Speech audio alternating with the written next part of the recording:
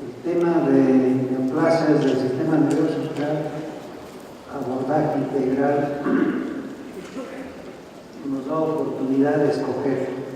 Es tan amplio que podemos escoger parte de lo que formaría su tema. Sobre todo el abordaje integral, que no se puede conseguir sin los valores humanos. El desarrollo tan impresionante de la tecnología que nos ha permitido llegar hasta ahora con muchas nuevas técnicas, nuevos abordajes, nuevas ideas, nuevas innovaciones en la neurociencia, no se puede hacer sin tener en cuenta los valores humanos. Por el problema tan grande al que nos estamos enfrentando actualmente del ejercicio de la medicina deshumanizada. Voy a hacer una introducción a manera de reconocimiento hacia los pioneros que nos permitieron llegar hasta ahora. Detrás de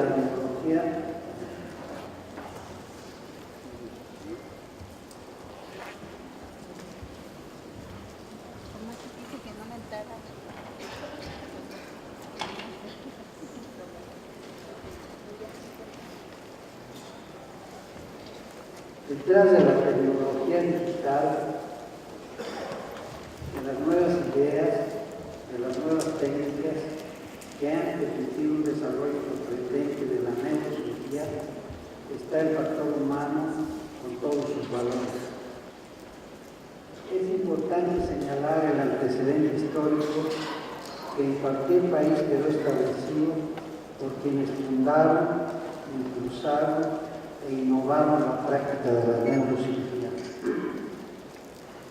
En México, el nombre del doctor Clemente Robles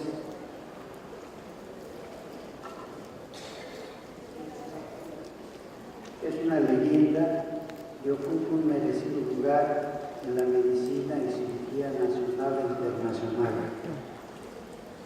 Nació el 18 de agosto de 1907 en San Cristóbal de las Casas, Chiapas.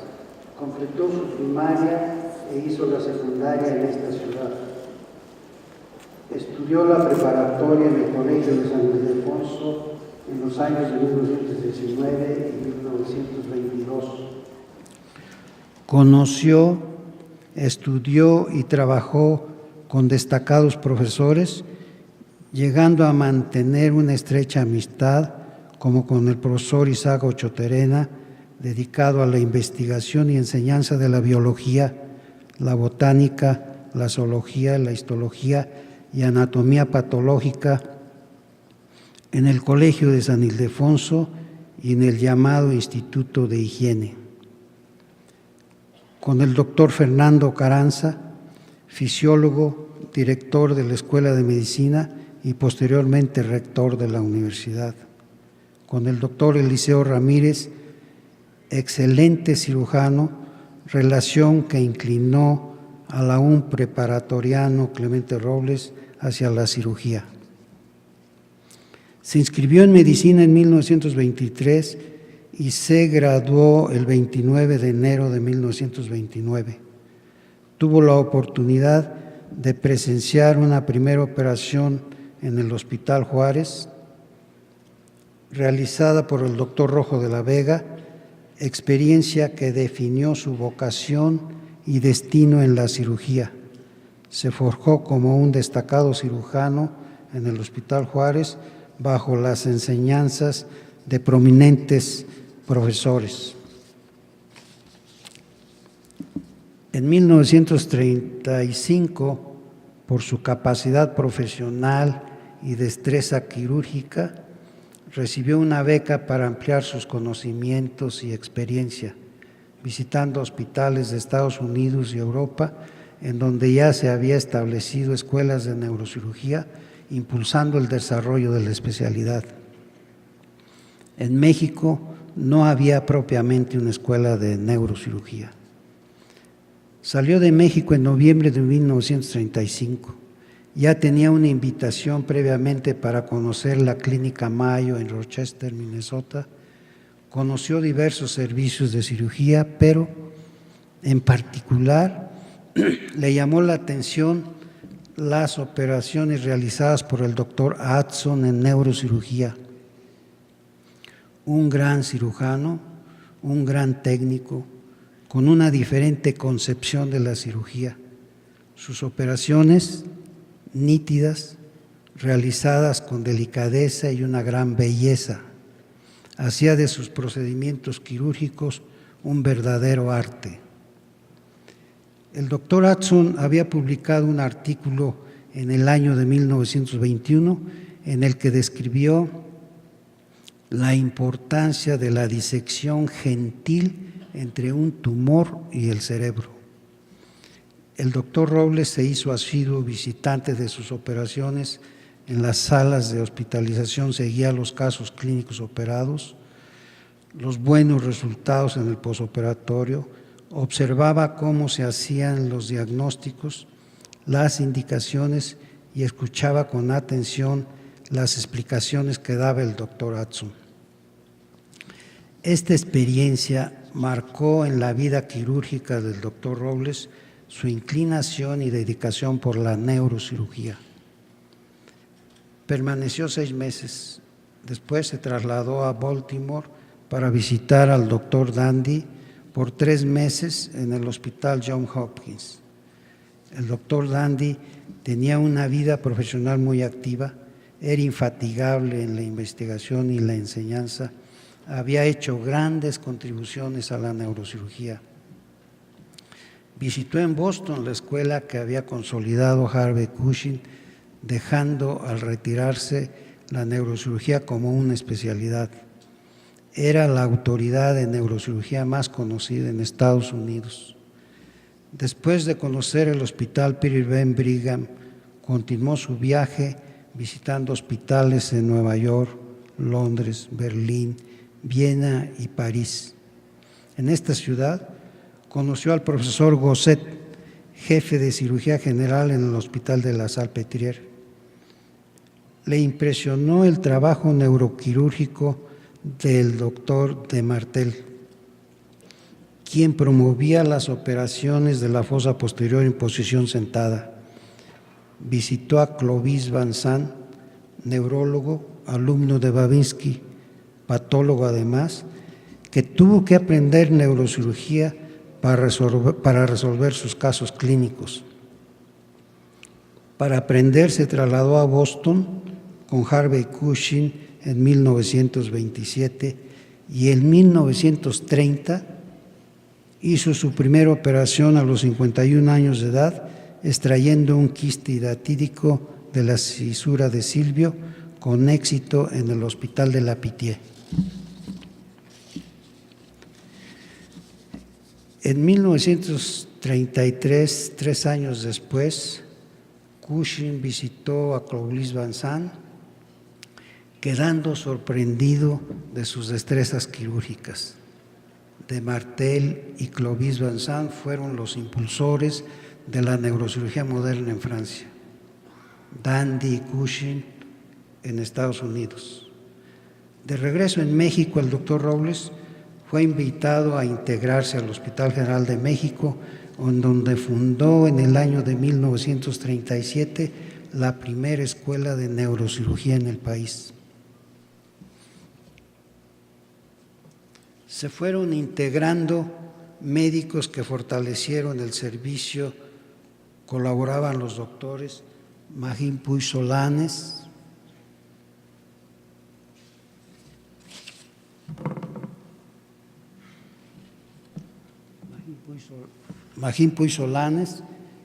que fundó la Escuela de Oftalmología en México, el doctor Isaac Costero, que impulsó la anatomía patológica, el doctor Clemente Robles, fundador del servicio de neurocirugía, el doctor Gamboa Acosta, que siguió impulsando la neurología clínica, y el doctor Coqui, la radiología.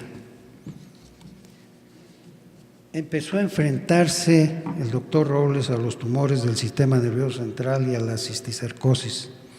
Reportó un caso de un tumor supraciliar de origen hipofisiario. En abril de 1944 publicó consideraciones de 100 casos de tumor operados. Describió el cuadro clínico de la cisticercosis del cuarto ventrículo, un absceso amibiano en el cerebro, tuberculosis del encéfalo, posibilidades quirúrgicas de la epilepsia, quiste coloide del tercer ventrículo, comunicación de un caso quirúrgicamente curado. Dejó escrito que de las lesiones intracraneales, el 25% fueron cisticercosis en esa época. La lobotomía prefrontal en los dolores intratables, tratamiento de las malformaciones arteriovenosas por embolización con músculo. En agosto de 1966, el uso de la sonda de Pudens en el tratamiento de la cisticercosis cerebral. Fundó el Servicio de Cirugía Cardiovascular en el Instituto Nacional de Cardiología. Realizó la primera intervención quirúrgica en un caso de persistencia del conducto arterioso, con éxito y publicado en 1949. Trató coartaciones de la aorta, tetralogías de Fallot, comunicaciones intraauriculares, estenosis de la mitral. Impulsó la cirugía gastroenterológica en el Hospital de la Nutrición cuando fue una extensión del pabellón 9 del Hospital General de México. Organizó el servicio de neurocirugía en el Hospital Infantil de 1944 a 1952. Una necesidad imperiosa de transformación del servicio de neurocirugía en el pabellón 7 le hizo elaborar un proyecto de la nueva unidad de neurología y neurocirugía que se construyó y se inauguró el 18 de noviembre de 1958 con el presidente Adolfo Ruiz Cortines.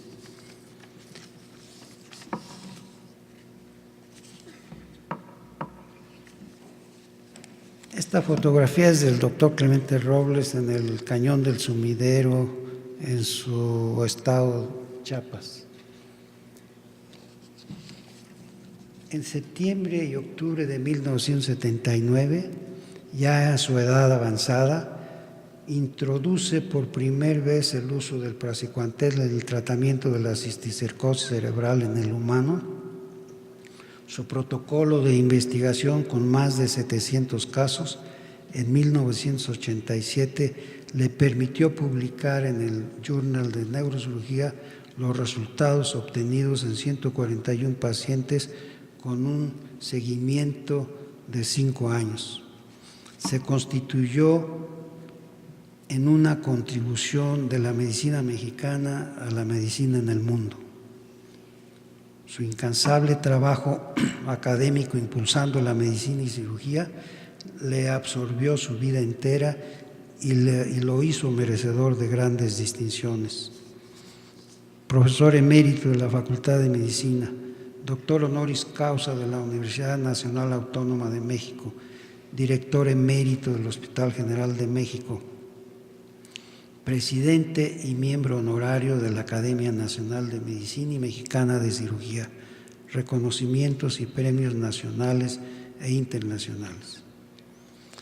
Debe destacarse la trascendencia e importancia de su labor en la enseñanza y educación.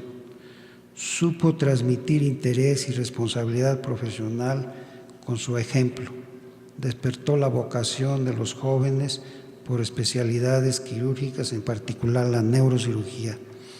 Les dio certeza y seguridad, les enseñó y educó, formó varias generaciones que actualmente ejercen en el país. Murió el 16 de diciembre de 2001. Ejemplos como él son quienes nos marcaron los valores humanos en el ejercicio cotidiano de la medicina. El tema que escogí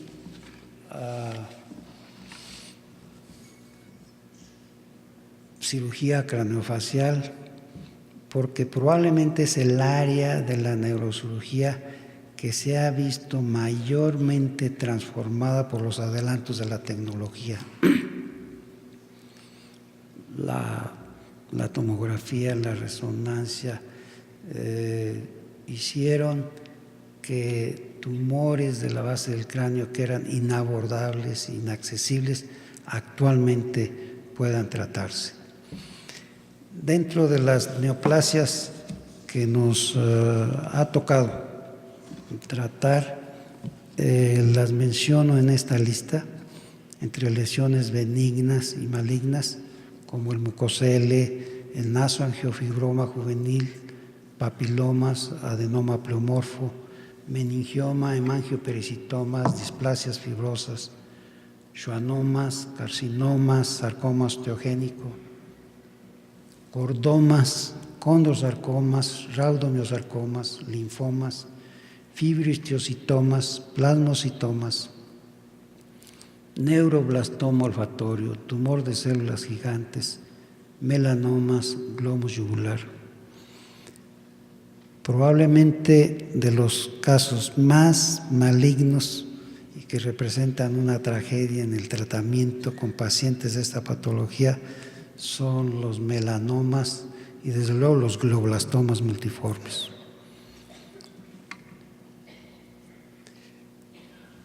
Voy a presentarles 2 o 3 casos que nos pueden percatar de lo que significa el desarrollo de esta tecnología actualmente. Este es el caso de un joven con un schwannoma recidivante. Pueden ver la tomografía computada, la lesión tumoral que infiltra, ocupa el seno maxilar del lado derecho, los senos etmoidal y esfenoidal sobre el lado derecho, y que infiltra la cavidad craneal en la fosa temporal. Este paciente, 8 años atrás, había sido operado en el servicio de oncología por el doctor Héctor Rodríguez Cuevas en la unidad de cabeza y cuello de un schwannoma parafaringio a través de una mandibulotomía. El doctor Rodríguez Cuevas fue quien me impulsó a seguir tratando, colaborar con ellos para este tipo de cirugía. Al paciente se operó a través de una craneotomía temporal, frontotemporal. Se ve cómo está aquí el defecto óseo, hecha la craneotomía, reflejado el colgajo osteoplástico, el lóbulo frontal, el lóbulo temporal.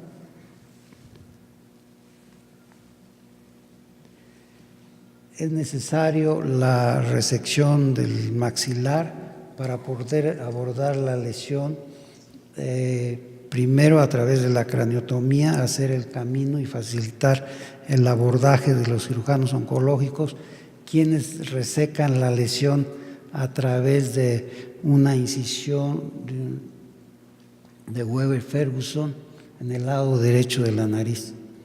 Y vean aquí cómo ya hecha la maxilectomía se puede resecar el tumor, liberado previamente del piso de la base del cráneo. Ya resecado el tumor, se empaca el defecto quirúrgico y se coloca una prótesis transitoria para detener el empaque y hacer hemostasia. Esta cirugía ha permitido que se desarrolle el trabajo en equipo, que es fundamental actualmente en la cirugía. La participación del cirujano oncólogo, de otorrinolaringólogos, de cirujanos plásticos, los mismos neuroanestesiólogos, los intensivistas, todo un equipo nos permite poder hacer estos abordajes que actualmente era muy difícil. No es común esta patología, no se ve frecuentemente en el ejercicio cotidiano y es un trabajo que se hace institucionalmente. Después de la intervención en el posoperatorio inmediato y semanas después, vean el defecto en el paladar que quedó y la falta de las piezas dentarias de este lado derecho. Meses después sigue estando el defecto, ya mejor cicatrizado. Este es el trabajo con prótesis, el departamento en el servicio de maxilofacial en el Hospital General que realizan este trabajo, nos permite rehabilitar a los pacientes.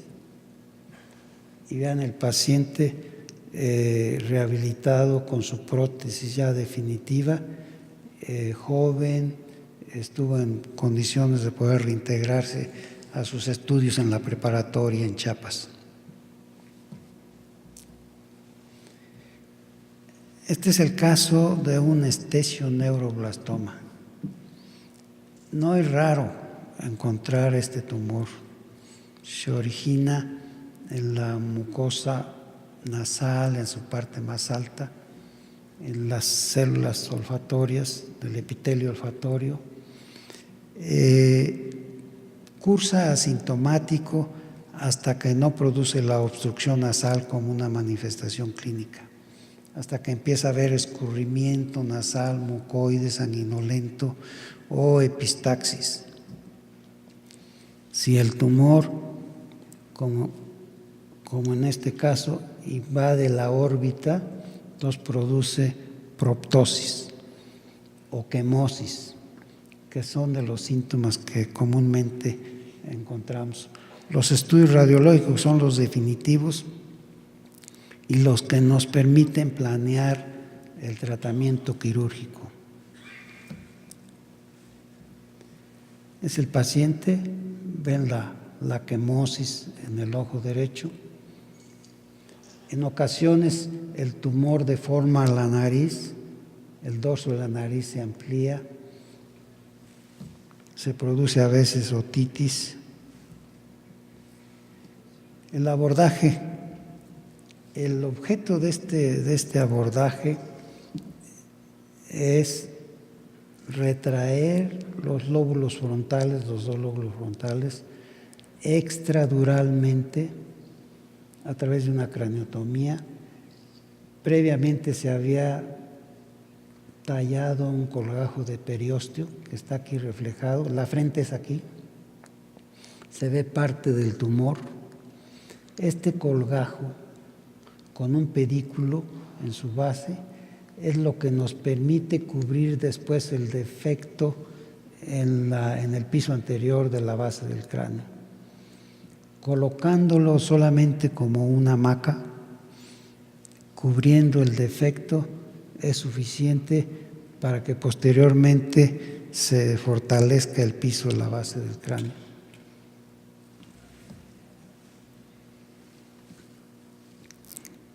Aquí se ve con un separador, estamos desplazando hacia atrás los dos lóbulos frontales y al fondo el defecto que producía el tumor.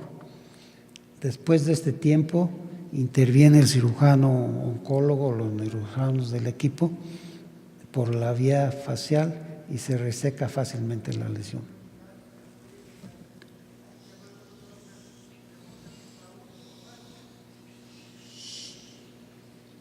Vean aquí, el colgajo de periósteo ya se reflejó cubriendo el defecto que producía el tumor en el piso anterior del cráneo. Se coloca el hueso En el posoperatorio, la resección del esthesioneuroblastoma se hizo a través del paladar. Se suturó el paladar. En el posoperatorio ya cicatrizado había todavía un pequeño orificio que si no se cubre con una prótesis, los líquidos al tomarlos se pasan a la nariz. Esta es la prótesis para cubrir el defecto en el paladar. Esta es la prótesis ya colocada. Y es el paciente después de la operación, recuperado. Posteriormente nos apoyamos en el tratamiento de radioterapia y quimioterapia y pueden tener un pronóstico muy favorable. Y este es el caso de un joven con un sarcoma. Ven en la tomografía el tumor invadiendo la fosa temporal, invadiendo los senos etmoidal y esfenoidal.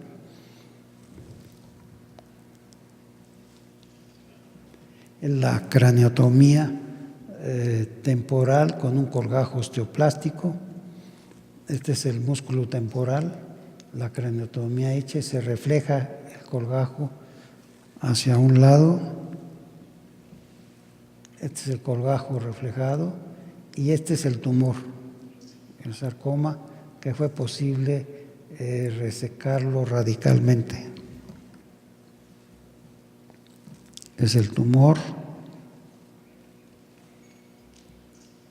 es el joven, unas semanas después de la intervención. Este es el estudio de control posoperatorio sin tumor. Y esto es 12 años después. Recibió tratamiento de radioterapia, de quimioterapia y se reintegró a una vida normal. Pero también hay un tema que casi no abordan los cirujanos, que son las complicaciones. Las complicaciones a las que se exponen estos pacientes son la lesión cerebral por retracción. Si el cirujano no tiene el cuidado de poder disminuir el volumen del cerebro a través de punciones de líquidos cefalorraquídeo evacuadoras o el uso de soluciones hipertónicas como el manitol, entonces esa retracción puede lesionar importantemente los dos lóbulos frontales. Desde luego producir edema cerebral que van a hacer tórpido la evolución posoperatoria, la posibilidad de diabetes insípida por manejar el hipotálamo, la presencia de aire dentro de la cavidad craneal, hematomas, fístula de líquido cefalorraquídeo, infección en el lecho quirúrgico, neuroinfección secundaria o posterior en el posoperatorio, lesiones de pares craneales, lesiones vasoarteriales o venas. La responsabilidad del neurocirujano es evitar todas estas complicaciones. Esa es la función del neurocirujano. En 30 años tuvimos una fístula de líquido cefalorraquídeo porque el colgajo de periósteo se necrosó. Hubo una meningitis fulminante y fístula de líquido cefalorraquídeo que hizo que muriera el paciente. Y el último caso que operamos el mes pasado, un adenocarcinoma de fosas nasales. Vean el tumor, cómo invade el piso anterior del cráneo y que ocupa todas las fosas nasales y la porción posterior de las fosas nasales. Ven en un estudio sagital cómo se ve, cómo abre el tumor el piso anterior del cráneo.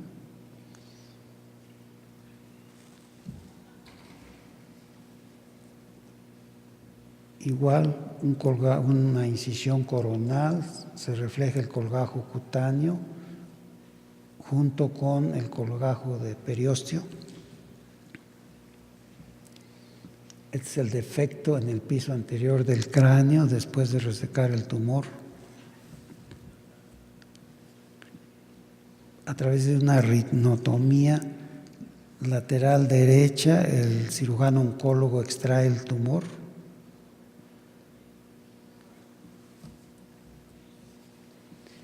Una semana después de que fue dado de alta, el paciente regresó al hospital con un proceso infeccioso.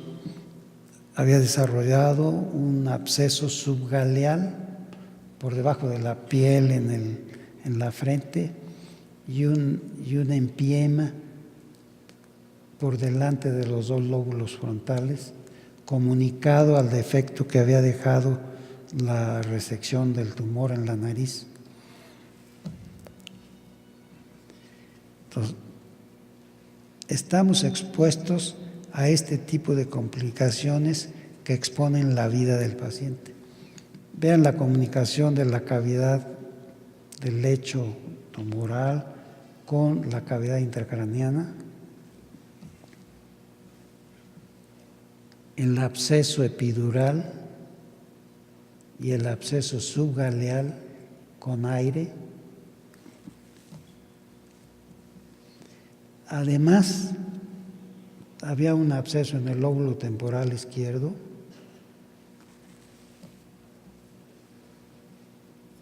En el absceso. Al paciente lo tuvimos en hospitalización cerca de 2 meses, tratado intensivamente con antibióticos. Escherichia coli fue el responsable. Y acaba de darse de alta, curado y resecado el tumor. Bueno, pues es a través de estos casos que queríamos mostrarles el campo que se está abriendo en la neurocirugía gracias a los adelantos tecnológicos tan importantes que estamos teniendo, pero que tienen que ir junto a un ejercicio profesional con los valores humanos, considerando a la persona como paciente. Muchas gracias.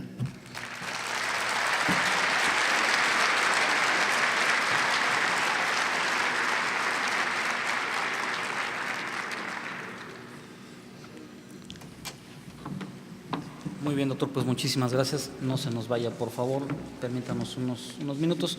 Si alguien tiene alguna duda, alguna pregunta, algún cuestionamiento para el doctor, por favor.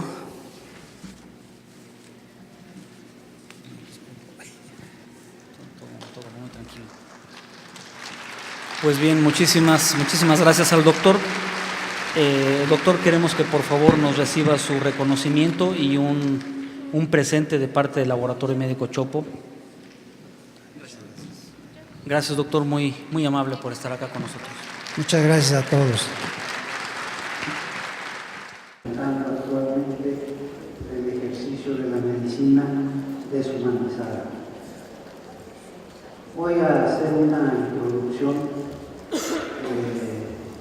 a manera de reconocimiento hacia los pioneros que nos permitieron llegar hasta ahora. Detrás de la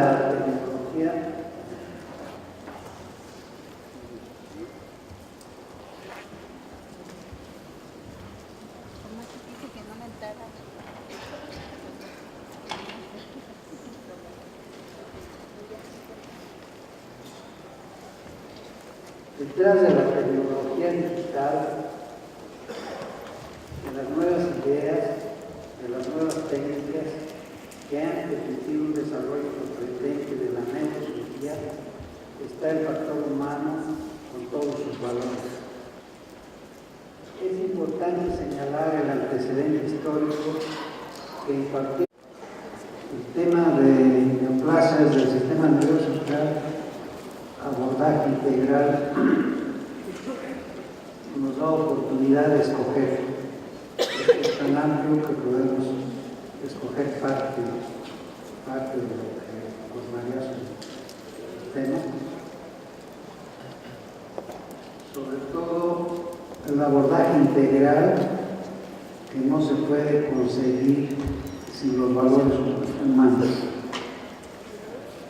El desarrollo tan impresionante de la tecnología que nos ha permitido llegar hasta ahora con sus nuevas técnicas, nuevos abordajes, nuevas ideas, nuevas innovaciones en la neurociencia, no se puede hacer sin tener en cuenta los valores humanos.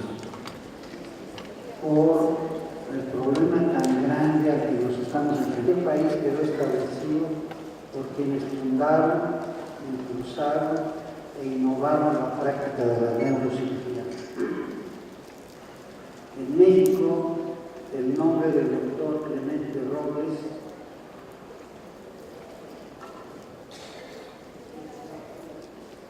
es una leyenda y ocupa un merecido lugar en la medicina y cirugía nacional e internacional. Nació el 18 de agosto de 1907 en San Cristóbal de las Casas, Chiapas. Completó su primaria e hizo la secundaria en esta ciudad. Estudió la preparatoria en el Colegio de San Ildefonso en los años de 1919 y 1922. Conoció, estudió y trabajó con destacados profesores, llegando a mantener una estrecha amistad como con el profesor Isaac Ochoterena, cirugía. Se forjó como un destacado cirujano en el Hospital Juárez bajo las enseñanzas de prominentes profesores. En 1935, por su capacidad profesional y destreza quirúrgica, recibió una beca para ampliar sus conocimientos y experiencia, visitando hospitales de Estados Unidos y Europa, en donde ya se había establecido escuelas de neurocirugía, impulsando el desarrollo de la especialidad. En México no había propiamente una escuela de neurocirugía. Salió de México en noviembre de 1935. Ya tenía una invitación previamente para conocer la Clínica Mayo en Rochester, Minnesota. Conoció diversos servicios de cirugía, pero en particular le llamó la atención las operaciones dedicadas a la investigación y enseñanza de la biología, la botánica, la zoología, la histología y anatomía patológica en el Colegio de San Ildefonso y en el llamado Instituto de Higiene. Con el doctor Fernando Carranza, fisiólogo, director de la Escuela de Medicina y posteriormente rector de la universidad. Con el doctor Eliseo Ramírez, excelente cirujano, relación que inclinó al aún preparatoriano Clemente Robles hacia la cirugía. Se inscribió en medicina en 1923 y se graduó el 29 de enero de 1929. Tuvo la oportunidad de presenciar una primera operación en el Hospital Juárez, realizada por el doctor Rojo de la Vega, experiencia que definió su vocación y destino en la cirugía.